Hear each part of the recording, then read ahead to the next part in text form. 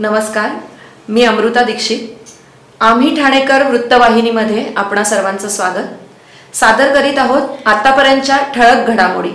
Ghodbunder road परिसरात मुख्य रस्ते, इमारती, इलेक्ट्रिक टॉवर आणि महत्त्वाच्या चौकात उभारण्यात आलेल्या होर्डिंगचे स्ट्रक्चरल ऑडिट करण्याबरोबरच बेकायदा होर्डिंग तत्काळ काढून टाकावीत। त्याचबरोबर होर्डिंगपासून नागरिकांच्या सुरक्षिततेसंदर्भात महापालिकेने नियमावली तयार करावी, अशी मागणी भाजपाचे माजी गटनेते मनोहर डुंबरे यांच्या नेतृत्वाखाली शिष्टमंडळाने महापालिका आयुक्त सौरभ राव यांच्याकडे निवेदनाद्वारे केली आहे। यावेळी भाजपाचे माजी ज्येष्ठ नगरसेवक नारायण पवार, भरत चव्हाण यांचीही उपस्थिती होती। घाटकोपर येथील होर्डिंग दुर्घटनेच्या पार्श्वभूमीवर ठाणे शहरातील मुख्य रस्ते, इमारती, इलेक्ट्रिक टॉवर आणि महत्त्वाच्या चौकामध्ये उभारलेल्या होर्डिंगची तपासणी करण्याची गरज आहे। आपण पाहिलंच असेल का घाटकोपरच्या होर्डिंगच्या दुर्घटनेनंतर सगळ्याच महाराष्ट्रातल्या महानगरपालिका सतर्क झालेल्या आहेत। त्याचप्रमाणे ठाणे महानगरपालिकेमध्ये जी अनधिकृत होर्डिंग्ज आहेत त्याच्याबाबत आज आमचे ज्येष्ठ नगरसेवक नारायण पवार आणि मी दोघांनी निवेदन दिलेलं आहे आणि त्या निवेदनामध्ये अनधिकृत बांधकामांवर लागलेलं होर्डिंग, नाल्यांवर लागलेले होर्डिंग, काही इलेक्ट्रिक टॉवर्स आहेत। हिरंदानी इस्टेटमध्ये तर मोठ्या इलेक्ट्रिक टॉवरला दोन्ही बाजूनी होर्डिंग्ज लागलेले आहेत। तर अशा होर्डिंगच्या बाबत आता पावसाळा जवळच येत आहे आणि हवामान खात्याने सांगितलं का ह्या वर्षी 106% पाऊस पडणार आहे आणि वादळी वारा जोरात आहे। आणि आज महाराष्ट्राच्या सर्व आपत्कालीन याची मुख्यमंत्र्यांनी बैठक घेतलेली आहे आणि त्याच बैठकीच्या अनुषंगाने पावसाळ्यामध्ये होणाऱ्या दुर्घटना टाळाव्यात याच्यासाठी मुख्यमंत्री जर एवढे सतर्क आहेत तर आपल्या महानगरपालिकेने या होर्डिंगच्या बाबतीमध्ये थोडं गांभीर्याने घ्यायला पाहिजे। याच्यासाठी आज आयुक्तांना आम्ही दोघांनी निवेदन दिलेलं आहे आणि आयुक्तांनी तो विषय गंभीररित्या आम्ही हाताळणार आहोत आणि जे काही त्या होर्डिंगच्या बाबत अनियमितता असेल किंवा अनुचित असेल किंवा एखादी साईज छोटी असेल आणि ती मोठी प्रमाणात बांधलेली असेल तर अशा सगळ्या होर्डिंगचे ते स्ट्रक्चरल ऑडिट करून ते आमच्या समोर बोलले काय लवकर त्याचा निर्णय घेणार आहोत। डिजिटल काही हे जे लावलेले आहेत होल्डिंग, डिजिटलच्या ह्याच्याने काय झालं आहे माहिती आहे का, ज्या गाड्यांना त्रास ॲक्सिडेंट होण्याची शक्यता आहे। आता ओपन हाऊसची इथं मोठा एक डिजिटल लावलं आहे, रात्रीचे येताना म्हणजे लोकांना येणार त्यावरती डोळ्यांना त्रास होतो, एवढा जबरदस्ती ते लावलेलं आहे। आज ठाणे शहरामध्ये बघितलं असतील तर गल्लोगल्लीमध्ये होल्डिंग आहेत, पण उत्पन्नाचं साधन तर नाही आहे। महानगरपालिकेला त्याचं उत्पन्न भेटत नाही। काही याच्यासाठी काही लोकांच्या याच्यासाठी फक्त काही एक कंपनी आहे कोणतीतरी, त्याला काहीतरी 75,000 स्क्वेअर फूट त्याला होल्डिंग म्हणजे लावण्यासाठी परमिशन दिली महानगरपालिकेने। उत्पन्न तो कंपनीवाला घेतो, महानगरपालिकेला त्याचा काही फायदा भेटत नाही। म्हणजे या महानगरपालिकेचा महसूल बुडतो त्याच्यामध्ये।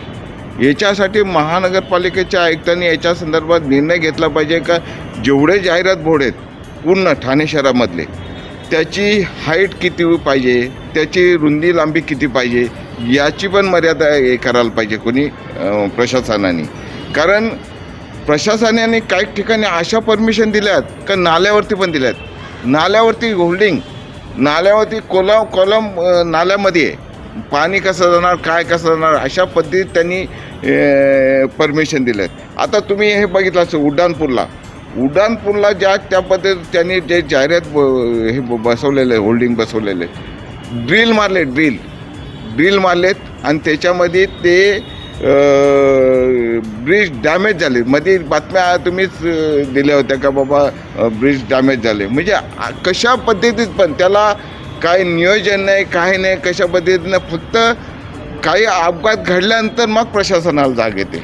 एखादा अपघात घडला ना, असं घाटकोपरला घडला, अनेक लोक त्याच्यामध्ये मृत्युमुखी पडली, त्याच्यानंतर ही तुम्ही वाट बघणार आहेत का एखादा होल्डिंग पडल्यानंतर एखादा जीवितहानी। आता तुम्ही इथं आमच्या गणेशवाडीत इथं नाल्यावरती बघितलं ना, खूप मोठा होल्डिंग आहे, खूप एवढा मोठा होल्डिंग आहे ना, तर तिथे आजूबाजूला झोपडपट्टी आहे। तो जर होल्डिंग जर पडले ना तर कमीत कमी 100-200 लोक त्यांचा त्रास होऊ शकतो, अपघात होऊ शकतो। 100-200 लोक त्या होल्डिंगच्या याच्याखाली इथं होऊ शकतो। तशी घाटकोपरची घटना घडली ना तसं होऊ शकतो।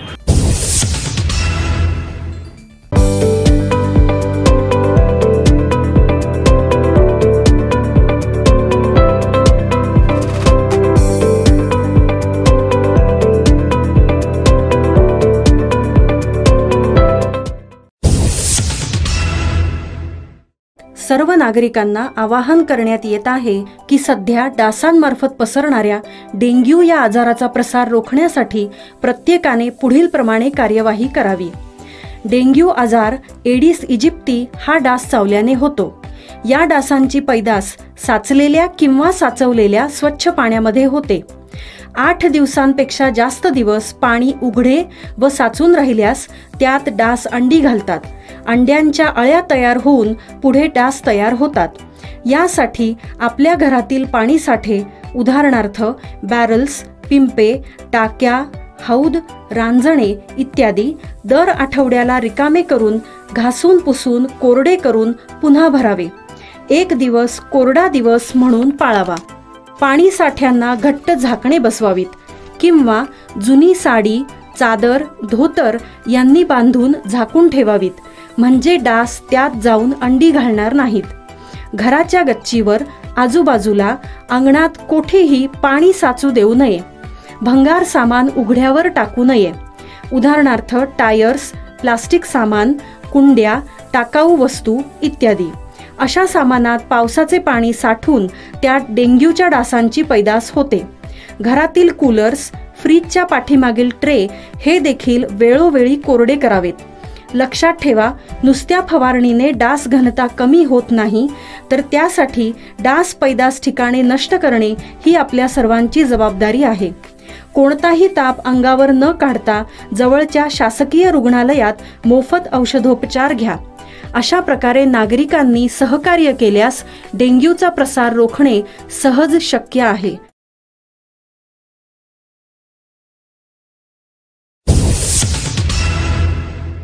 मनसे आमदार राजू पाटील यांनी दिव्यातील नाल्यांची पाहणी केली आहे. यावेळी आमदार पाटील यांनी अधिकाऱ्यांना चांगलेच धारेवर धरले आहे. तसेच दिव्यातील नाले सफाई संदर्भात लवकरच ठाणे मनपा आयुक्तांची भेट घेणार असल्याचे आमदार राजू पाटील यांनी सांगितले आहे. ठाणे मनपा हद्दीतील दिव्यात प्रचंड गटारात घाणीचे साम्राज्य निर्माण झाले आहे. नाल्यांमध्ये प्लास्टिकच्या पिशव्यांचे ठिकठिकाणी खच दिसून येत आहेत. दिव्यात कोणत्याही प्रकारचा नाले सफाईच काम सुरू झालं नसल्याने पावसाळ्यात नागरिकांचे हाल होण्याची भीती व्यक्त करण्यात येत आहे.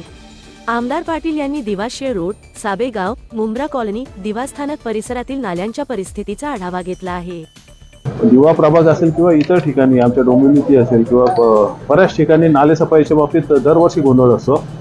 ठेकेदाराला कामं दिली जातात आणि तो पाऊस पाडून तो कचरा आपोआप वाहून कसा जाईल याची वाट बघत असतो. दिव्यात तर परिस्थिती अगदी भीषण आहे आणि इथे दरवर्षी खूप पाणी भरत असतं, तुम्हालाही माहिती आहे सर्वांना. त्यामुळे आज आढावा घेतला आणि 6 तारखेला त्यांना सांगितलं की फायनल पाणी करायला येणार आहे. त्यावेळेस बऱ्यापैकी स्वच्छता दिसली पाहिजे, नाहीतर मग त्यांना धारेवर धरायचं काम करू आम्ही. मार्च 2024 मध्ये घेण्यात आलेल्या SSC परीक्षेत ठाणे महापालिकेच्या 22 माध्यमिक शाळांचा निकाल 83.84% लागला आहे. गतवर्षी हे प्रमाण 70.57% एवढे होते. तर यावर्षी महापालिकेच्या 3 माध्यमिक शाळांचा निकाल 100% लागला आहे. गतवर्षी एका शाळेचा निकाल 100% लागला होता. महापालिका आयुक्त सौरभ राव यांनी सर्व विद्यार्थ्यांचे अभिनंदन केले असून भविष्यातील वाटचालीसाठी शुभेच्छा दिल्या आहेत. यंदा ठाणे महापालिकेच्या शाळांमधून 1523 विद्यार्थी 10वीच्या परीक्षेस बसले होते. त्यापैकी 1277 विद्यार्थी उत्तीर्ण झाले आहेत. शाळा क्रमांक 12 कौसा येथील मराठी माध्यमाची शाळा, शाळा क्रमांक 19 सावरकर नगर ही उर्दू माध्यमाची शाळा, तसेच शाळा क्रमांक 16 सावरकर नगर ही इंग्रजी माध्यमाची शाळा यांचा निकाल 100% लागल्याची माहिती उपायुक्त सचिन पवार यांनी दिली. आम्ही ठाणेकर म्हणून सांगण्यासारखे अनेक उदाहरणं देता येतील, कारण का ह्या शहराचा जो इतिहास आहे, सामाजिक परंपरा आहे, सांस्कृतिक परंपरा आहे, धार्मिक परंपरा आहे, किंवा ह्या शहराच्या ज्या पाऊलखुणा वेगवेगळ्या प्रांतांमध्ये उमटलेल्या दिसतात, त्या पाऊलखुणा जरी जपल्या तरी आम्ही ठाणेकर का म्हणून आम्ही अभिमानानं सांगतो याची प्रचिती आल्याशिवाय राहणार नाही. आम्ही ठाणेकर म्हणून सांगण्यासारखे अनेक उदाहरणं अभिमानाने सांगता येतील. त्याच्यामुळे ह्या शहराचा सांस्कृतिक इतिहास आहे, सामाजिक इतिहास आहे, सामाजिक बांधिलकी आहे, ऐतिहासिक पाऊलखुणा ह्या शहरानं जपलेल्या आहेत. साहित्यिक चळवळ ह्या शहरामध्ये मोठ्या प्रमाणात रुजली आहे, ती पुढे गेलेली आहे. आणि ह्या सगळ्या पार्श्वभूमीवर जर मी विचार केला ह्या ठाण्याचा नागरिक म्हणून, तर आम्ही ठाणेकर म्हणून मला ह्या शहराचा सार्थ अभिमान वाटतो. आम्ही ठाणेकर.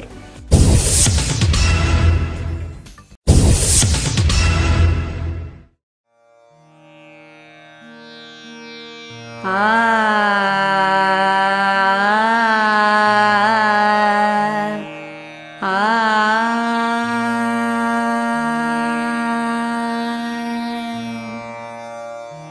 आम्ही